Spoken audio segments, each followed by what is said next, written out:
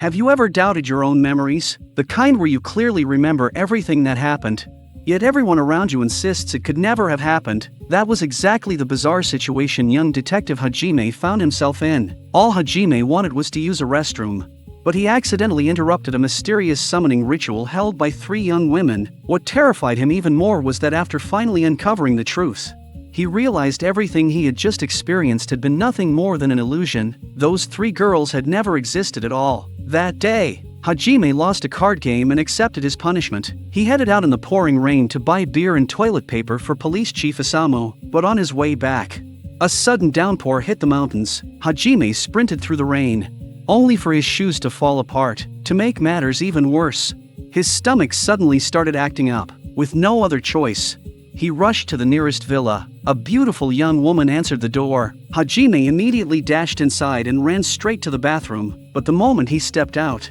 3 beautiful women were already blocking the doorway. The expressions in their eyes were terrifying. They all accused Hajime of having no manners. The curly-haired girl, Sakura, angrily said that they had been performing an extremely important ritual, and he had almost ruined it. Curious, Hajime asked what kind of ritual it was. The girls pushed open a door. Hajime looked into the room. On the living room floor, white candles had been arranged into a strange pattern. The girls explained that it was a summoning ritual. A summoning ritual is a ceremony used to call back the soul of someone who has died. Sakura explained that the candles were used to tell whether the spirit had arrived. If the ritual succeeded, the candle flames would flicker even without any wind. Every window in the house was covered with talismans. The purpose of those talismans was to keep wandering evil spirits from the wilderness from sneaking into the house. Having never witnessed anything like this before, Hajime was already terrified. He quickly apologized and said he would leave immediately, but Yuri blocked his way. She firmly told Hajime that anyone who interrupted the ritual would be haunted by evil spirits if they left now. Only by staying until the ritual was complete and successfully summoning that person's spirit could he leave safely. The summoning ritual required that it be performed on the exact same month and day as the victim's death. With the appointed time almost there, the 3 girls had no choice but to keep Hajime there. The more Hajime listened, the more confused he became. He couldn't help asking the 3 girls whose spirit they were trying to summon. What they told him next left Hajime completely stunned. The 3 girls had all fallen in love with the same man. Even more strangely, after they invited him to this villa, he was murdered that very night. Exactly 1 year earlier, on another night of pouring rain, Yuri, Kom, and Sakura had invited their tennis coach, Akashi, to spend a vacation at this villa. On the surface, it was supposed to be a training trip, but in reality, the 3 girls wanted him to choose one of them. Even on the train, they argued non-stop over who would cook for Akashi. Sakura boasted about her excellent cooking skills and mocked Kom for only knowing how to fry eggs. Yuri insisted that she would make Akashi's favorite curry. After arriving at the villa, they realized they didn't have enough ingredients, so the 3 girls each went out shopping, leaving Akashi alone in the villa. Kom was the first to return. The only pair of shoes by the entrance belonged to Akashi. Carrying her groceries,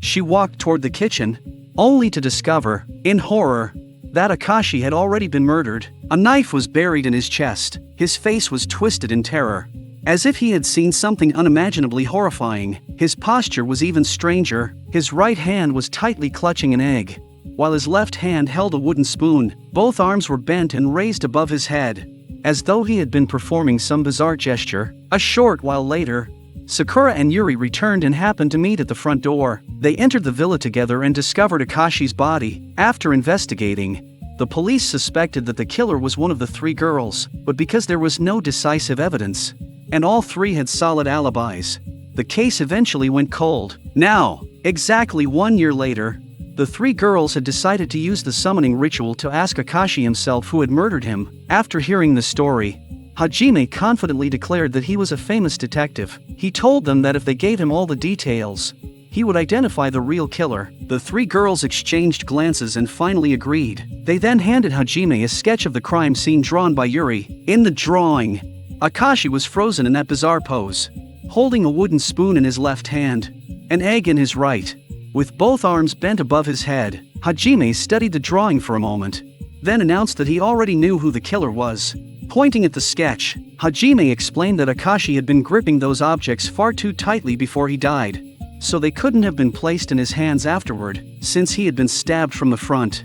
He must have seen the killer's face. That strange pose was the dying clue he deliberately left behind. Considering Akashi's profession, the gesture was obviously a tennis move. More specifically, it was the stance of a left-handed serve. Hajime recalled that he had seen Akashi in a commercial before, and Akashi was right-handed, so by mimicking a left-handed serve, he was trying to tell everyone that the killer was left-handed. Comb held her cigarette with her left hand, but lit it with her right, showing she was right-handed. Yuri drew with her right hand, so she was right-handed as well, but Sakura wore her watch on her right wrist, which meant she primarily used her left hand. As soon as Hajime finished his deduction, Sakura collapsed to her knees. She admitted that she had killed Akashi, but she insisted that she had never loved him. She had only been jealous that this man had stolen the attention of her two best friends. That was why she had pretended to compete for him, hoping to win back her friend's attention. Sobbing, Sakura revealed the truth. That day, after buying meat, someone gave her a ride back, so she was the first to return to the villa. She had planned to prepare a nice meal before everyone else came back, but Akashi suddenly grabbed her. He said that although he had bought rings for all three of them, Sakura was the one he truly loved. He then began badmouthing Yuri and Comb, before trying to force himself on Sakura. At that moment, Sakura felt nothing but disgust. She realized that this man wasn't worth fighting over. In a fit of rage, she grabbed a nearby knife and stabbed him. What surprised Hajime the most was that the other two girls admitted they never truly liked the hypocritical Akashi either. Comb confessed that she had long known Akashi was a terrible person, but seeing both Sakura and Yuri pursuing him, she didn't want to feel left out, so she pretended to like him too. Yuri admitted that both of her friends had already had boyfriends, while she had always been single. The only reason she chased Akashi was to prove that she was attractive too. The three girls embraced each other and cried like children. Their jealousy,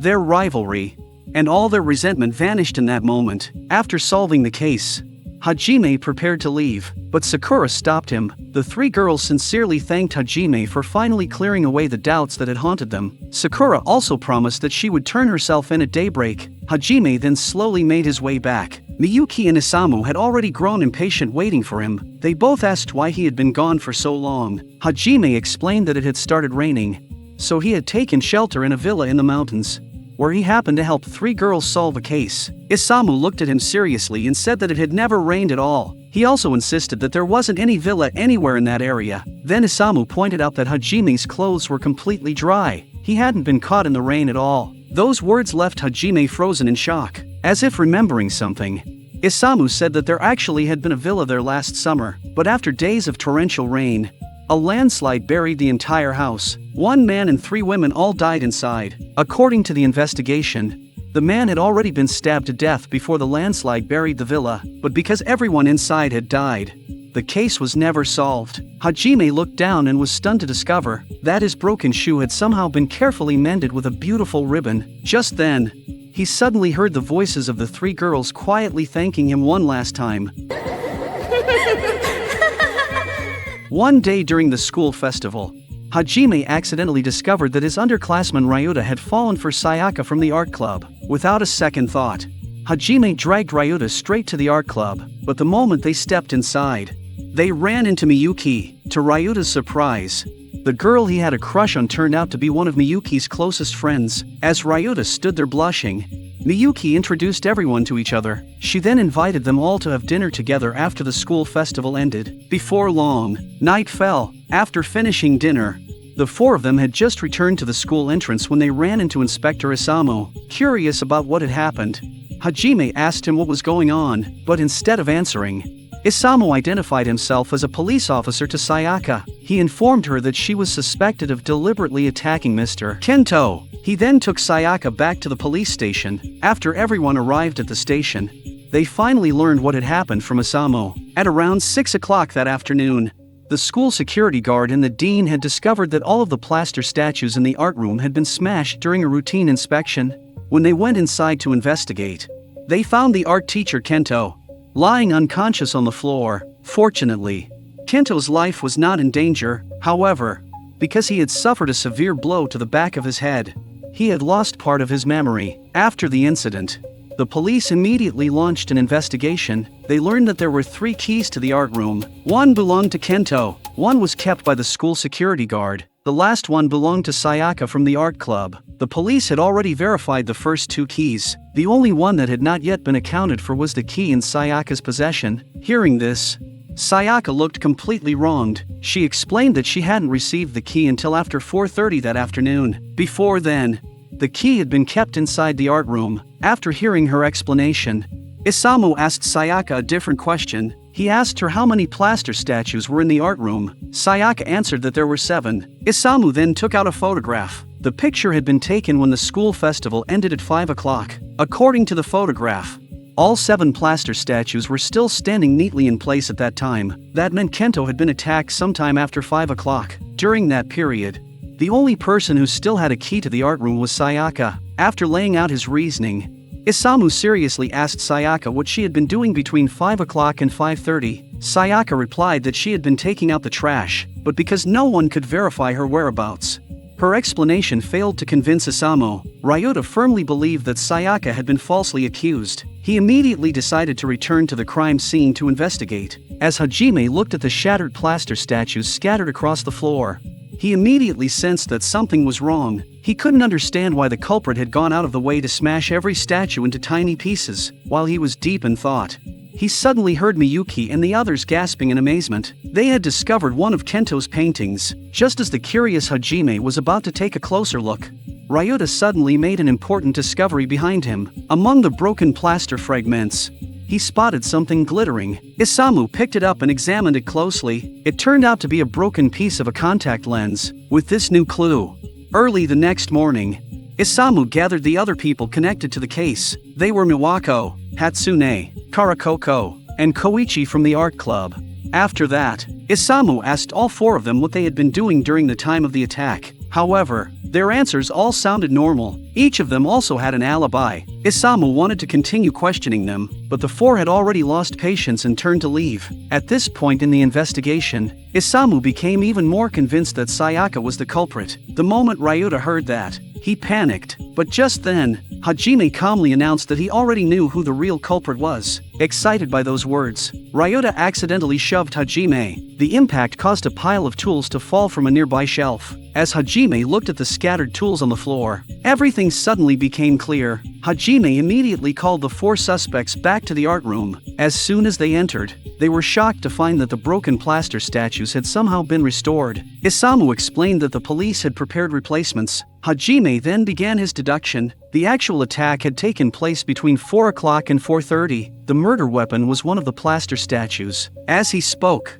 Hajime picked up a statue and smashed it onto the floor. He then continued his explanation. The photograph taken after the school festival appeared to show 7 statues. In reality, there had only been 6. Hajime picked up a saw. He cut one of the replacement statues cleanly in half. Then he placed the 2 halves back onto the shelf. When viewed from a distance, the arrangement looked exactly like the photograph from the festival. It appeared to contain 7 statues even though there were only 6. Hajime explained that this was the trick the culprit had used. The saw was the crucial piece of evidence. The reason all of the statues had been smashed afterward was to hide the saw marks. And the only person capable of carrying out this plan was the owner of the broken contact lens fragment. That person was Hatsune. Hajime was certain because he remembered something from earlier that day. Hatsune had asked him for the time, yet there had been a digital clock sitting less than a meter behind him. At the time, Hajime could not understand why someone with normal eyesight could not see something so close. Now he realized the truth. Hatsune had not been wearing her contact lenses at that moment.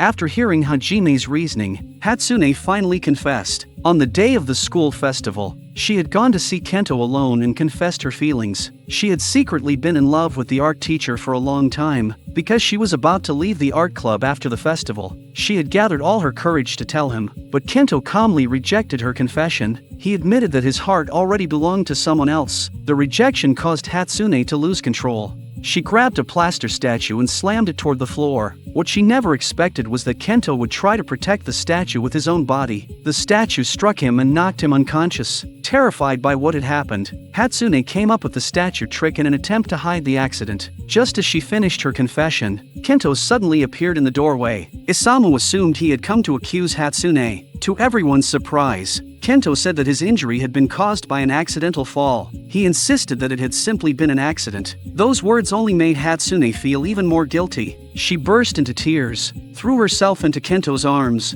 and admitted her mistake. At the end of the story, Ryota told Hajime that he planned to transfer into the art club. To prove his talent, he proudly brought along one of his own original paintings, and the subject of the portrait was Sayaka.